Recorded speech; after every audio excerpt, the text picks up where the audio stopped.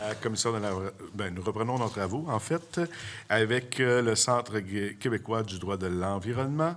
Et j'invite Maître Cloutier à commencer son exposé pour une période de 10 minutes. Par la suite, des échanges avec les membres de la commission se poursuivront. Merci. Bonjour, merci. Donc, Monsieur le ministre, la Commission, d'abord, je vous remercie de nous permettre de commenter le projet de loi 41 et de peut-être l'éclairer dans votre analyse. Je m'appelle Camille Cloutier, je suis avocate au Centre québécois du droit de l'environnement, le CQDE. Le CQDE, créé en 1989, est le seul organisme sans but lucratif à mettre au service de la population une expertise juridique indépendante en droit de l'environnement. Pour accomplir cette mission, entre autres, on intervient à l'occasion devant les tribunaux, on fournit gratuitement de l'information juridique accessible à la population et on participe à des consultations sur des réformes législatives ou réglementaires comme celle-ci. Lorsqu'on intervient dans des consultations parlementaires, notre objectif, c'est de fournir à l'Assemblée nationale un éclairage sur des questions juridiques relatives à la protection de l'environnement afin que nos lois et règlements soient ambitieux et cohérents. Donc, on félicite d'abord le gouvernement du Québec pour sa volonté, avec le projet de loi 41, d'accélérer la transition, de mettre en place des mesures qui ont le potentiel de transformer le parc de bâtiments et de réduire leurs émissions de GES. On salue aussi la volonté du gouvernement d'établir des normes minimales. C'est le terme qui est employé un peu partout dans l'analyse d'impact réglementaire. Pourtant, le projet de loi, dans sa version actuelle, n'établit pas seulement des normes minimales, mais plutôt des normes aussi maximales, donc pas seulement un plancher, mais également un plafond. Puis, on est d'avis au CQDE que la volonté de rendre le système plus efficace ne doit pas signifier se priver d'alliés précieux dans la transition, dont les gouvernements de proximité que sont les municipalités. L'apport des municipalités pour la protection de l'environnement et la décarbonation est essentiel. On a eu dans les derniers jours, entre autres hier avec le témoignage de l'UMQ, plusieurs exemples concrets d'initiatives réglementaires municipales qui contribuent définitivement à la transition écologique et énergétique, pas seulement en matière de décarbonation, mais sur plusieurs aspects des bâtiments et de la construction. L'intervention du CQDE aujourd'hui s'inscrit vraiment dans la même ligne que plusieurs intervenants qui m'ont précédé. C'est ce qu'on a constaté dans les derniers jours. C'est ce qui arrive quand on passe à la fin de la période de consultation. Donc, je vais en quelque sorte récapituler puis ajouter la voix de notre organisme qui est davantage juridique à la demande de modifier le projet de loi pour permettre la contribution des municipalités.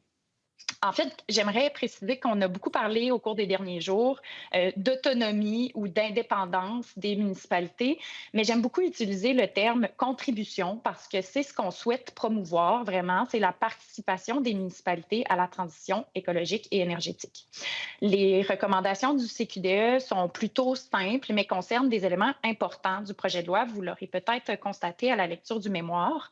Donc, il s'agit de retirer les articles 29 et 30 de la loi sur la performance environnementale des bâtiments, qui est introduite par l'article 1 du projet de loi, et de s'attaquer par la même occasion à l'article 118.3.3 de la LQE. De la même façon, vous le savez, le projet de loi 41 réutilise le même mécanisme que cet article. Puis, dans les deux cas, c'est vraiment dans le but de permettre aux municipalités d'adopter des régimes qui sont plus ambitieux pour complémenter le régime provincial. Dans les deux cas, les dispositions tant de la nouvelle loi que de la LQE empêchent les municipalités d'adopter un règlement sur le même objet que la loi ou un règlement de la province, et ce, peu importe lequel est le plus sévère et peu importe lequel a été adopté en premier.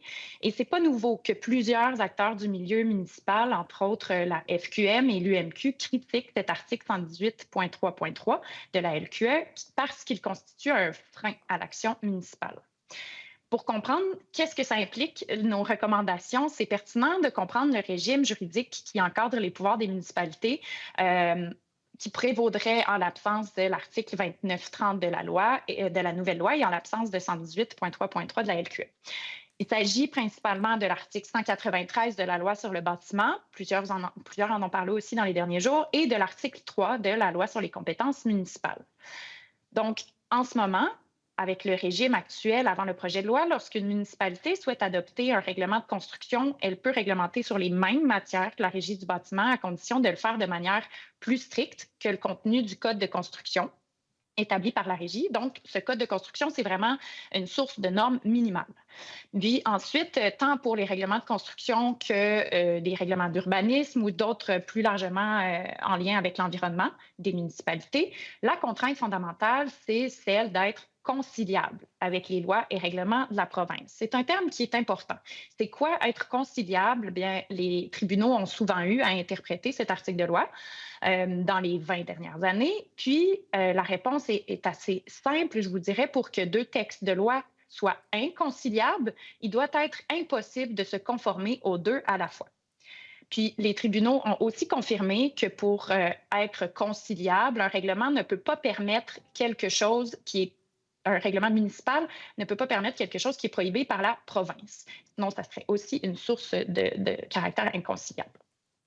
Donc, je rappelle aussi que quand l'article 3 de la loi sur les compétences municipales, donc cette règle de base, a été adoptée en 2004, l'intention, c'était, et je cite quelques passages là, de jugement et du projet de loi initial, d'accorder aux municipalités de la marge de manœuvre, d'exercer efficacement la plénitude de leurs compétences et même de pouvoir répondre aux besoins évolutifs de leur population sans devoir faire appel constamment à l'intervention du gouvernement provincial. Donc, en bref, si on retire 118.3.3 de la LQE et si on retire 29 et 30 de la loi sur la performance environnementale des bâtiments, on revient au cadre initial où les municipalités peuvent complémenter les mesures qui sont mises en place par la province. C'est, selon nous, ce qui serait souhaitable pour permettre aux municipalités d'aller plus loin que ce que peut ou veut faire le gouvernement du Québec, en considérant notamment qu'à l'échelle locale, les municipalités peuvent bénéficier d'un appui particulier de leur population locale. Au CQDE, d'ailleurs, on est témoin là, au quotidien d'initiatives innovantes puis de mobilisation des citoyens, mais aussi des élus municipaux pour s'attaquer à la crise climatique. Bien sûr, la concertation entre tous les niveaux de gouvernement, c'est essentiel. On en a parlé beaucoup dans les dernières heures, les derniers jours. Il faut tenir compte des réalités énergétiques, agir de manière cohérente, mais la solution n'est pas d'empêcher l'innovation régionale, municipale et de freiner les municipalités dans l'ensemble de leurs initiatives. Les articles 29 et 30 de la nouvelle loi sont problématiques parce qu'ils ne permettent pas cette complémentarité et cette innovation. Puis, ils sont surtout problématiques parce que non seulement ils empêcheraient ou du moins freineraient l'adoption de nouveaux règlements municipaux, mais ils risquent aussi de rendre inopérants ou du moins de remettre en question des règlements qui existent déjà, qui fonctionnent et qui sont respectés dans plusieurs municipalités du Québec. Je souligne que si une municipalité considère qu'elle doit aller plus loin qu'une norme provinciale, c'est souvent parce que la norme provinciale est insuffisante. Puis ce que je veux dire par là, c'est que si les règlements qui sont adoptés en vertu de la nouvelle loi dont on discute aujourd'hui sont ambitieux, permettent de répondre à la crise climatique et atteindre les cibles de réduction de GES, bien, les municipalités ne devraient pas avoir à se rendre jusqu'à adopter des règlements différents et à porter le fardeau administratif et même parfois judiciaire qui vient avec. Dans les derniers jours, évidemment, on a beaucoup parlé de décarbonation, de gaz naturel. C'est un enjeu majeur. Mais comme l'ont souligné d'autres avant moi, la performance environnementale des bâtiments, ça ne concerne pas uniquement le type d'énergie utilisée, mais aussi toutes sortes d'autres caractéristiques. On peut penser à des normes de construction écologique que certaines municipalités à travers le Québec ont adoptées, là, parfois il y a plus de 10 ans, qui pourraient être remises en question. Plus précisément, je termine là-dessus sur le mécanisme d'approbation par le ministre, qui est l'exception à l'interdiction. Bien, on considère que ce n'est pas une solution qui va vraiment venir mitiger les effets négatifs de l'article 29, parce que d'abord, c'est un fardeau administratif pour tous les acteurs impliqués qui va s'appliquer aussi à des règlements déjà adoptés depuis longtemps. Puis l'information qu'on a jusqu'à maintenant, le retour d'expérience sur l'article analogue qui est à la LQE, c'est que non seulement c'est lourd pour les municipalités et le ministère, mais ça a également un faible taux de succès et un effet dissuasif sur l'ambition municipale. Donc, pour conclure, ce qu'on recommande, c'est que le gouvernement établisse des normes minimales et on vous invite évidemment à être ambitieux sur ce point-là, là, sur le choix des normes minimales. Merci pour votre écoute. Je vais être prête pour vos questions. Merci, Maître Cloutier, pour votre exposé. Nous allons commencer les échanges avec la partie gouvernementale. Monsieur le ministre, la parole est à vous. Merci, M. le Président. Merci d'être avec nous cet après-midi. Toujours un plaisir d'entendre le point de vue du Centre québécois du droit en environnement.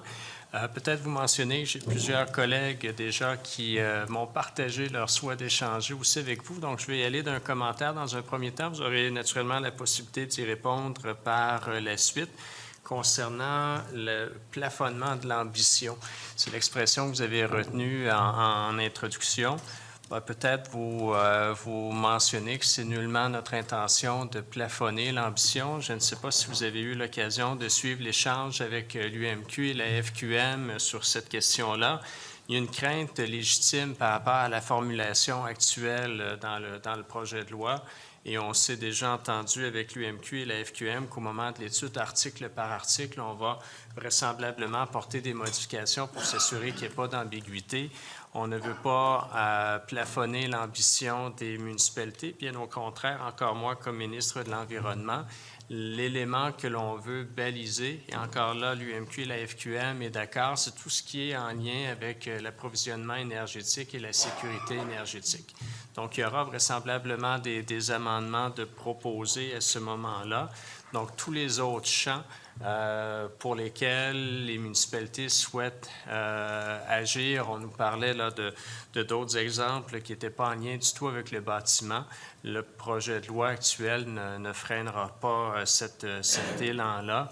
Mais pour le volet énergétique, c'est un réel enjeu et les municipalités reconnaissaient elles-mêmes qu'elles n'avaient pas l'expertise pour prendre la mesure de l'impact de ce qu'elles souhaiteraient mettre en place dans certains cas. Hydro-Québec est venu nous dire, avant ou après, je ne me souviens plus quelle était la séquence, mais que dans le cas qui a été médiatisé ces derniers jours, celui de Saint-Bruno, par exemple, Hydro-Québec a la capacité de répondre à ce projet-là. Il souhaite même collaborer avec la municipalité. Ce qu'Hydro-Québec dit, par contre, il faudrait que la municipalité, dans son projet d'éco-quartier, inclut telle mesure pour nous aider à maximiser le potentiel énergétique ou sinon réduire le recours à l'énergie. Donc, c'est dans ce sens-là qu'il y aura dorénavant une plus grande collaboration entre les villes, le gouvernement du Québec, Hydro-Québec aussi, les fournisseurs d'énergie pour s'assurer qu'on opte pour le scénario optimal et certainement pas plafonner l'ambition. Donc, c'est la petite mise au point que je souhaitais réitérer auprès de vous. Vous avez la possibilité de commenter. Sinon, j'ai effectivement plusieurs collègues qui souhaiteraient interagir avec vous. Et si on devait s'arrêter là, encore une fois, merci pour votre présence cet après-midi. Votre micro. Oui, bien sûr.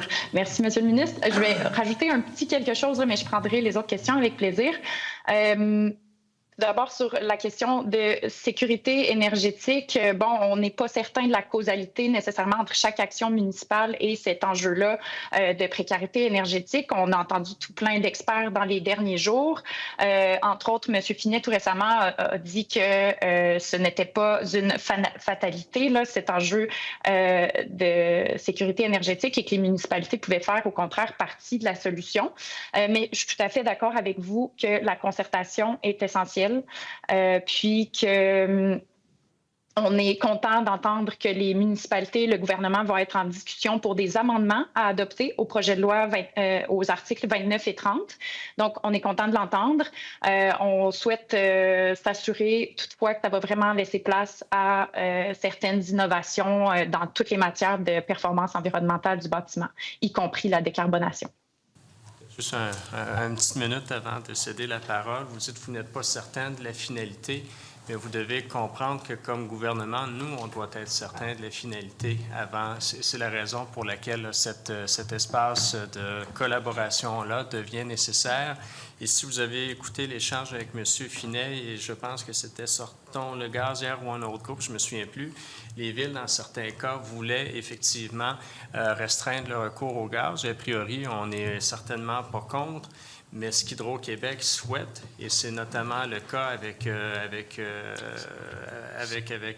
l'exemple de Saint-Bruno, c'est qu'il y ait aussi des conditions de mitigation qui soient ajoutées, que ce soit à travers accumulateurs de chaleur. M. Finet parlait de système îlot qui était financé par par Prévost ou autre. Donc, sortir le gaz, on y est.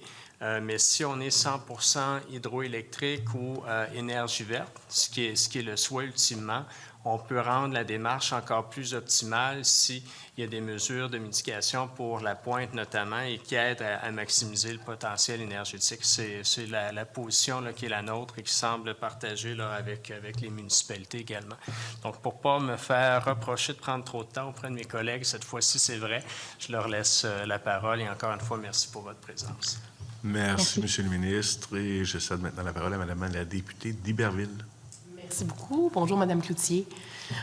Concernant le rôle des municipalités, parce que j'ai lu dans votre mémoire que vous voyez vraiment le rôle du ministère de l'Environnement et du ministre lui-même comme chef d'orchestre de la lutte climatique. Comment vous arrimez ça avec la volonté que chaque municipalité puisse réglementer de manière différente à ce sujet-là, au niveau de la performance des bâtiments plus particulièrement? Oui, bien c'est sûr qu'il y a toute une préoccupation pour une certaine simplicité ou cohérence dans tout ça, mais on est d'avis qu'il faut favoriser l'émergence de solutions un petit peu plus innovantes quand la population locale est prête à ça. On peut penser à l'exemple du chauffage au bois. C'est normal qu'une ville comme Montréal soit prête à aller plus loin, plus tôt qu'un village de région éloignée, par exemple. Donc, il faut permettre cette modulation-là de la mise en place de nouvelles mesures. Puis, le rôle du gouvernement du Québec et du ministère de l'Environnement, c'est d'aller fixer des normes minimales. Puis, évidemment, le gouvernement du Québec a cette vision d'ensemble, cette compréhension de la situation énergétique qui lui permet d'aller fixer un plancher. C'est comme ça qu'on le voit. Super. Puis, je vous emmène de l'autre côté du spectre pour les municipalités, justement, qui ne voient pas la lutte au changement climatique comme étant quelque chose de leur ressort ou qui ne le considèrent pas comme une priorité. Quel genre de mesures vous pensez qu'on devrait mettre de l'argent pour les emmener avec nous dans cette marche-là? Oui, bien, c'est sûr qu'au niveau du choix des mesures techniques, lesquelles mettre en premier, combien ça va coûter, c'est vraiment pas notre expertise. Puis j'ai entendu tout plein d'intervenants au cours des derniers jours qui ont amené des très bonnes idées. Puis je suis sûre qu'il y en a aussi au sein du ministère.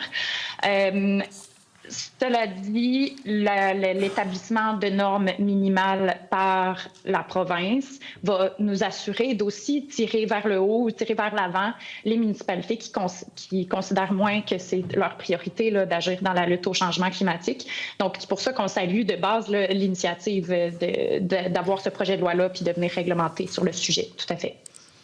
Parfait. Avez-vous des suggestions pour nous, par exemple, pour les entrepreneurs qui ont affaire avec deux municipalités, parce que parfois, son voisin, c'est littéralement d'un opposé à l'autre, là.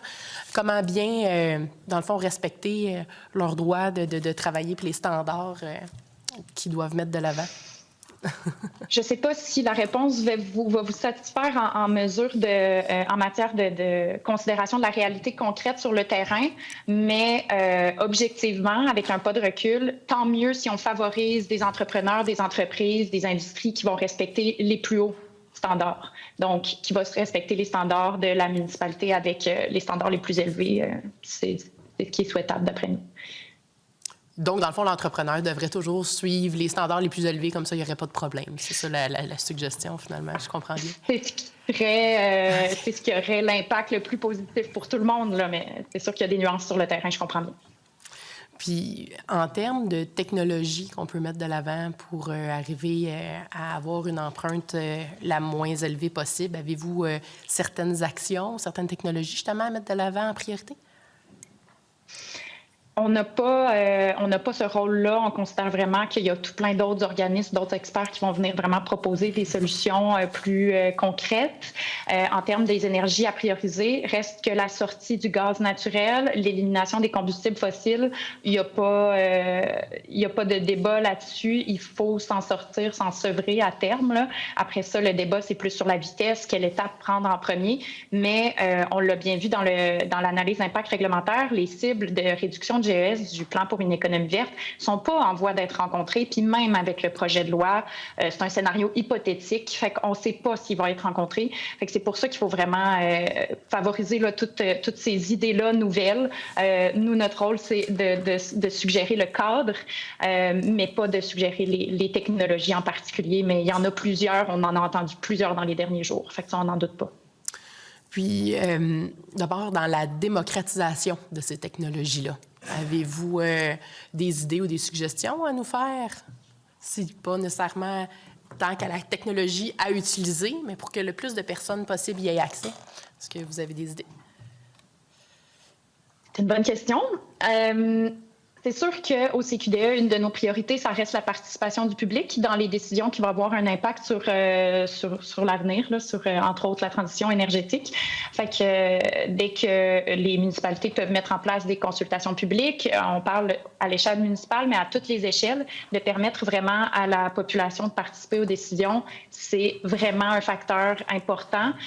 On peut même voir ça à beaucoup plus grande échelle, de réfléchir à l'avenir énergétique du Québec en faisant participer la population, en permettant des forums où tous pourront venir s'exprimer, là, parce qu'il y aura tout plein de décisions à prendre dans les prochaines années, ça c'est sûr.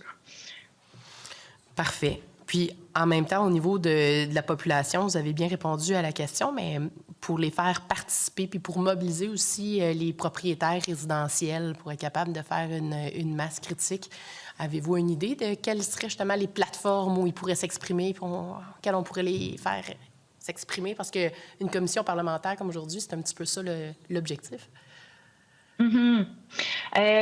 Je vous dirais qu'il y a tout plein de choses qui sont déjà en place, qu'on pourra exploiter davantage, des coalitions citoyennes, des réseaux. Il y a vraiment, puis au CQDA, vous avez raison de me poser la question, dans le sens qu'on est bien placé pour avoir un lien avec le milieu citoyen, avec les organismes environnementaux, avec les municipalités. Puis on sait qu'il y a tout plein déjà d'échanges entre eux. Fait qu'il y a vraiment moyen d'utiliser ces canaux-là et de propager l'information, de les encourager à participer. On a vu, entre autres, l'été dernier, une forte mobilisation citoyenne sur un sujet qui avait l'air super technique, le projet de loi 22 sur l'expropriation. Et pourtant, il y a des citoyens, citoyennes qui se sont sentis interpellés par la question, qui ont compris les enjeux environnementaux, juridiques et qui se sont impliqués. Fait que c'est possible de le faire là, quand on laisse vraiment une porte ouverte pour la participation du public. Parfait. Puis ensuite, dans le mémoire sur le projet de loi 44, vous disiez que la CQDE a souligné l'importance de responsabiliser le gouvernement dans les actions face à la crise climatique. Puis je voulais savoir si la cote qu'on met de l'avant pour le bâtiment répond à vos attentes concernant ce point-là. L'idée de mettre une cote nous paraît être une option intéressante. Après ça, pour tous les aspects plus techniques, là, c'est vraiment pas quelque chose sur lequel on va se prononcer. Je suis désolée de ne pas pouvoir répondre à toutes vos questions. Là. J'aimerais être aussi experte en énergie, mais c'est pas le cas. Bien, il n'y a pas de problème, mais si on continue juste un peu sur la cote, parce qu'on parle de domaines, dans le fond, qui doivent finalement être cotés, ultimement. Là, trouvez-vous que les domaines qu'on met de l'avant font du sens? Est-ce que vous metteriez ça plus large, par exemple? Peut-être que ça me prendrait une deuxième analyse du projet de loi, mais ce que j'ai particulièrement apprécié à ma lecture de la version actuelle, c'est que l'article 1 qui définit la performance environnementale va vraiment ratisser large.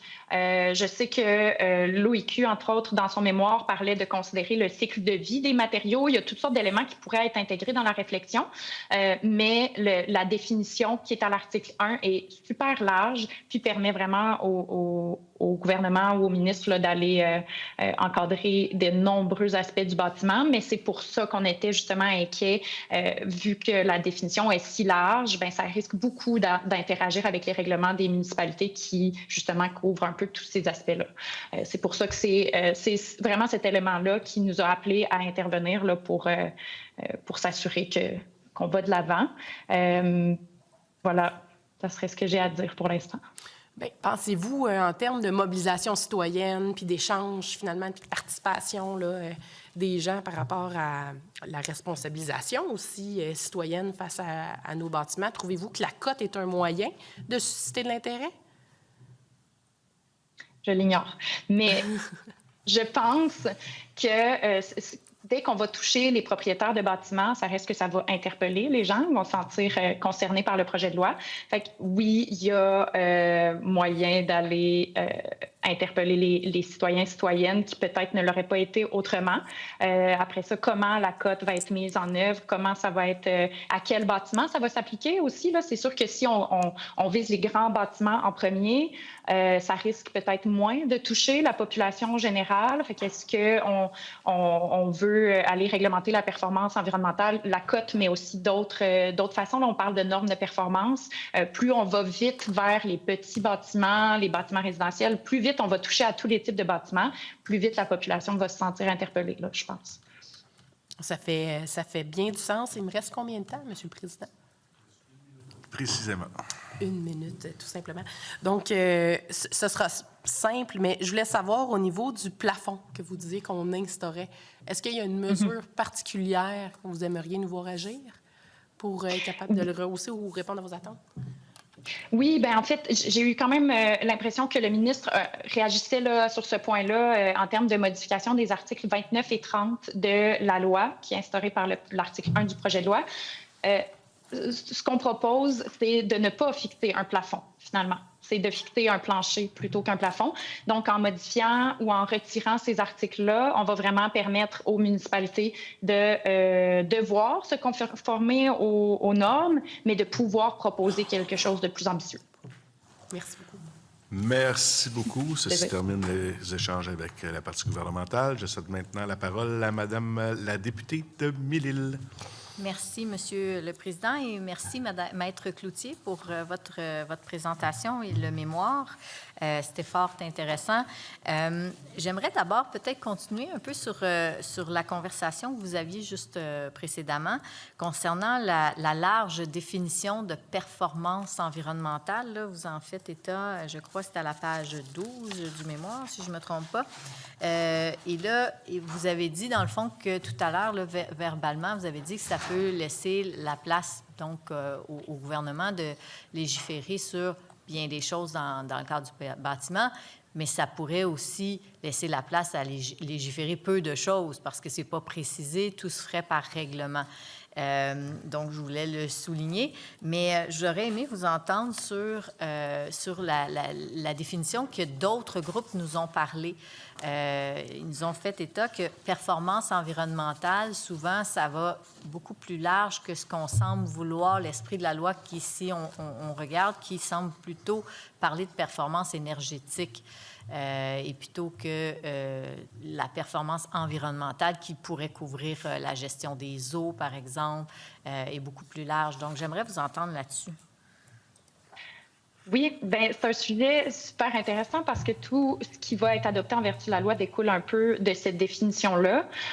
D'abord, l'aspect positif de la définition, comme je l'ai dit, c'est qu'elle ne restreint pas la performance environnementale à l'efficacité énergétique, même si c'est ce qu'on en comprend un petit peu. On dit vraiment dans l'article, je l'ai devant les yeux, la performance environnementale s'entend de caractéristiques d'un bâtiment qui ont un impact sur l'environnement, notamment son empreinte carbone, l'énergie qui est utilisée, puis on va jusqu'à dire les équipements favorisant la mobilité durable.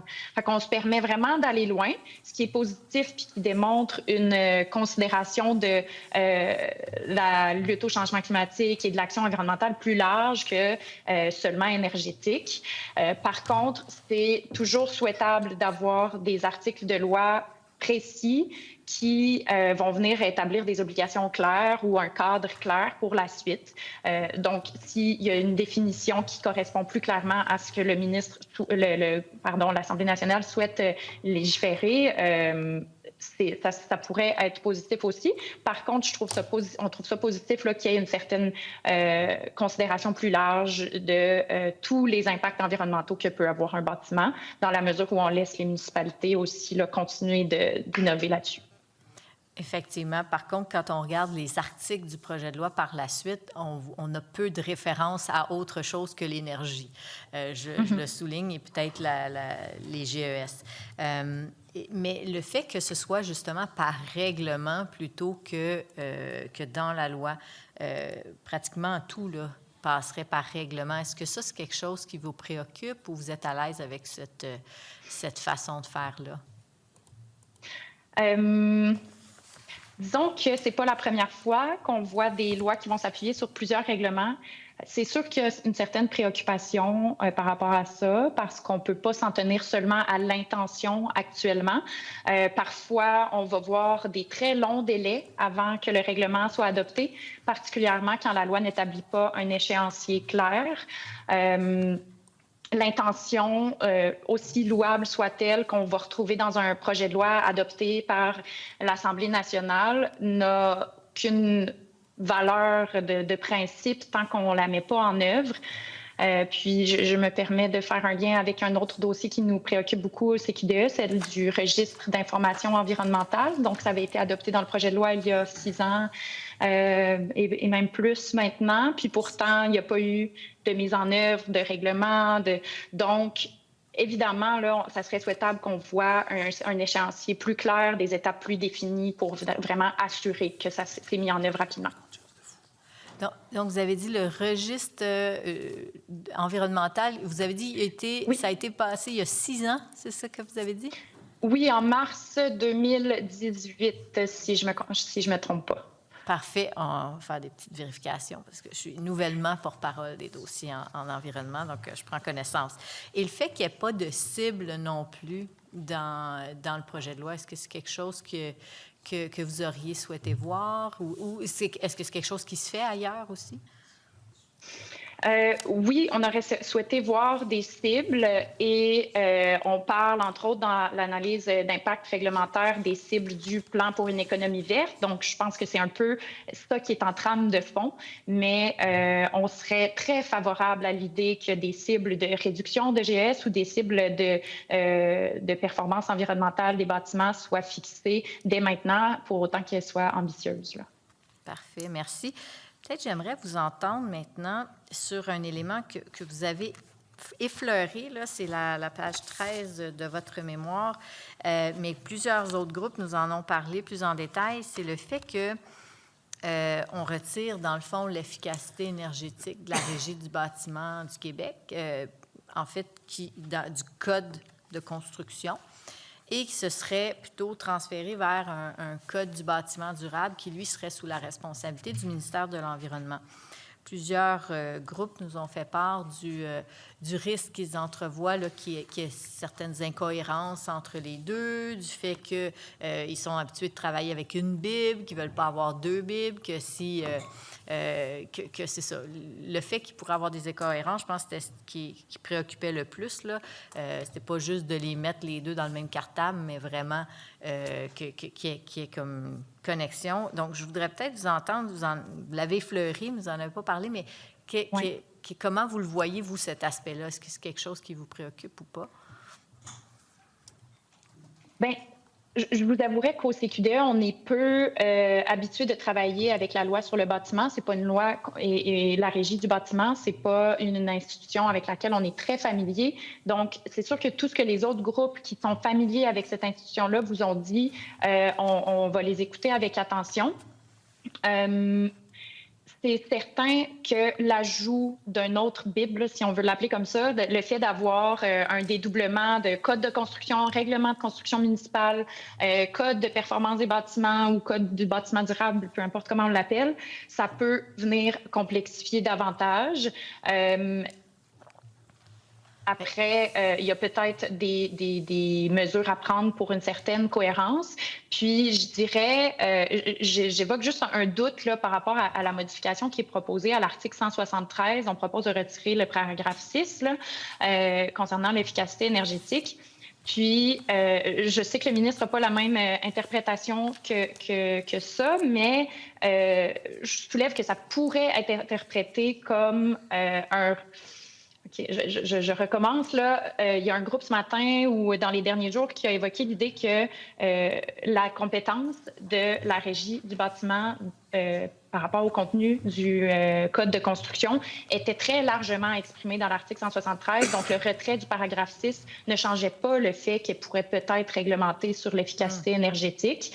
Je comprends que c'est une interprétation qui pourrait être discutée, là, mais ça, quand même, ça peut être mis en doute.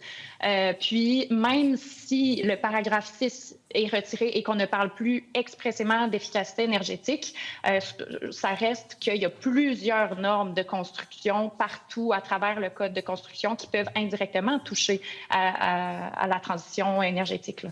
Oui, bien, c'est exactement ça que des groupes nous mentionnaient, mais comme avocat, comme avocate, si vous aviez à regarder, puis à plaider, puis voir des normes dans 2 codes distincts qui viennent dans le fond, être un peu en compétition, est-ce que ça ne vient pas là, laisser un certain flou qui peut, disons, amener la jurisprudence un peu n'importe où? C'est certain qu'on est favorable à une plus grande cohérence, à regrouper le plus possible les normes, puis à éviter de se perdre dans différents textes de loi, différents règlements. En étant avocate dans le domaine, dans le droit de l'environnement, je vous dirais que c'est un problème qu'on retrouve dans tout plein de domaines, là, le fait que c'est très complexe, ça se retrouve un peu partout. On a même déjà évoqué l'idée de créer un code du droit de l'environnement pour éviter que, justement, ça se reproduise comme ça. Donc, si on peut éviter de augmenter la complexité, tant mieux. Oui, c'est sûr, mais je dirais pas. C'est pour ça qu'on n'a pas formulé de recommandations vraiment définies là, sur ce point-là, parce qu'on était moins familier avec le fonctionnement de la régie et son expertise, mais elle a certainement une expertise là, dans le domaine de la construction qui devra être développée au sein du ministère pour pouvoir réglementer sur le domaine, sur le sujet. Merci. Je voudrais peut-être même maintenant vous amener, page 13-14 de votre mémoire, vous parlez, là, on en a parlé tout à l'heure, là, mais du pouvoir municipal. Mais j'ai trouvé ça intéressant que vous parliez justement de l'article 118.3.3 de la LQE, là, la Loi sur la qualité de l'environnement. Et là, vous disiez, vous citez un analyste du ministère qui était chargé de donner des approbations en vertu de cette disposition qui témoignait. Il dit, je le cite, « C'est pas nécessairement facile pour une municipalité d'utiliser ce mécanisme qui est très exigeant. » Et donc, je voudrais peut-être vous entendre davantage là-dessus parce que c'est vrai que, en tout cas, il y a eu, nous, moi, dans le passé, j'étais au municipal, puis on avait voulu interdire, là, par exemple, les plastiques à usage unique. Il a fallu avoir un avis juridique. C'était correct parce que c'était pas quelque chose qui était couvert à l'époque là, dans une loi supérieure. Mais à chaque fois, les villes marchent sur des œufs, puis les petites municipalités, bien, on s'entendra, ont peut-être un peu moins de moyens là, pour faire ces démarches-là. Donc, qu'est-ce que vous voyez qui serait comme potentiel qu'on pourrait avoir comme gain si on retirait cet article-là, comme vous le proposez? Je dirais que la même réflexion que pour les articles 29-30 de la Loi sur la performance environnementale des bâtiments, là, le même raisonnement s'applique à l'article 118.3.3. Est-ce qu'il y a d'autres mesures qui seront nécessaires pour venir s'assurer de la cohérence? Puis tout ça, peut-être, là, mais il faudrait vraiment permettre aux municipalités d'aller plus loin, comme vous parlez des municipalités qui souhaitent réglementer vraiment en faveur de l'intérêt collectif de la protection de l'environnement. J'en parle justement, j'en ai parlé un peu tout à l'heure, le retrait de l'article 118.3.3 ne permet pas à une municipalité d'adopter un règlement plus permissif que la province, ne permet pas non plus à la municipalité d'adopter quelque chose, mettons un deuxième régime d'autorisation qui viendrait vraiment rendre ça un labyrinthe. Là, ça pourrait peut-être être considéré inconciliable. Bref, le fait de devoir être conciliable avec la province permet quand même un certain encadrement des pouvoirs municipaux. Puis pour revenir sur les propos du fonctionnaire, c'était dans le cadre de débats parlementaires. Puis ce qu'on en conclut, ce qui en ressort, c'est vraiment un effet dissuasif pour les municipalités de se rendre jusqu'à demander l'approbation du ministère de l'Environnement. Puis même avant ça, vous l'avez nommé, là, le fait d'avoir l'article 118.3.3 qui est toujours là au-dessus de leur tête, ça peut être un effet dissuasif à la volonté de réglementer en environnement, point. Là. Donc, pour nous, c'est vraiment un frein, puis les acteurs du milieu municipal l'ont dit aussi. Merci. Ceci termine le bloc d'échange avec l'opposition officielle. Je cède maintenant la parole au deuxième groupe d'opposition, à Mme la députée de Verdun, pour 4 minutes 8. Super, merci, M. le Président. Merci, Maître Cloutier, pour votre exposé et mémoire qui sont très, très clairs. Je ne vais pas vous faire répéter votre positionnement sur l'article 29-30, et tout à l'heure, on a eu aussi une explication sur 118.3.3.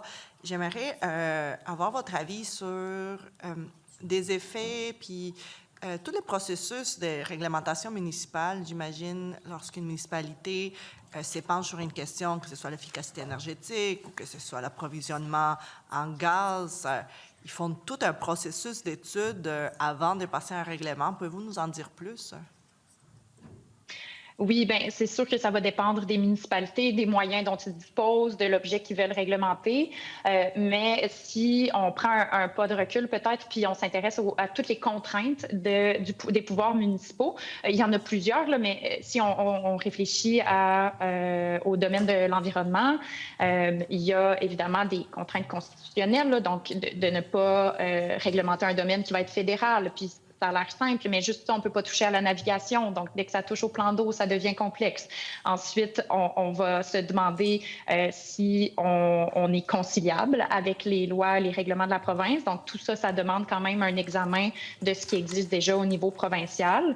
Puis ensuite, bien, dès que ça touche l'environnement, il faut s'assurer qu'on ne touche pas le même objet qu'un règlement ou une loi un règlement ou la LQE.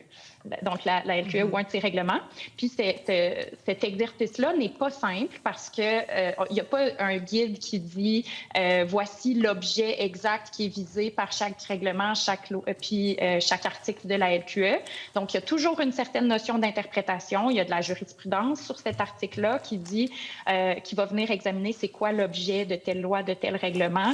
Donc, les municipalités sont toujours dans l'incertitude de est-ce que j'ai vraiment le droit de faire ça? Est-ce que je vais me faire poursuivre? Donc, c'est pas souhaitable. Donc, j'imagine que le fait d'arriver après qu'une réglementation qui a fait tout le cheminement dont vous avez décrit et après une autre réglementation qui s'ajoute, quelles sont les conséquences? On le sait, là, légalement, vous l'avez expliqué, là, ça rend le règlement inopérant, mais est-ce que la municipalité a des recours ou c'est juste simplement on vient de mettre à la poubelle un travail énorme en termes de réglementation? Juste être certaine de comprendre votre question. Quand vous dites qu'il y a un autre règlement qui arrive... Qui s'ajoute, par exemple, dans le cas qui nous concerne, là, qu'il va y avoir des règlements suivant l'article 2930 qui viennent réglementer que ce soit l'efficacité énergétique ou l'approvisionnement d'une source énergétique. Quelles sont les conséquences pour cette municipalité, autre que le fait que, bon, le règlement est inopérant, mais ce que j'imagine, c'est que ça vient mettre de côté tout un travail réglementaire que vous venez de décrire. Oui, surtout si le règlement est déjà adopté. Là, par exemple, j'imagine que c'est un peu la situation à laquelle vous faites référence. Donc, un règlement qui a passé par tout ce processus-là, qui a été adopté, par exemple, l'année dernière, et là, qui va être remis en question. C'est certain qu'on vient mettre de côté non seulement tout le travail qui a été accompli, mais aussi une adaptation de la population locale, de l'industrie, des propriétaires qui, peut-être, déjà depuis 2 ans, se conforment là, à cette réglementation-là. Merci. Je ne sais pas si vous avez quelque chose d'autre à ajouter avec les quelques secondes, voire minutes qui me restent. Ça fait le tour pour moi, mais merci beaucoup. Merci pour votre écoute. Merci beaucoup et merci, Maître Cloutier, pour votre contribution aux travaux de la Commission. Nous allons suspendre quelques instants pour faire place à la prochaine présentation. Merci.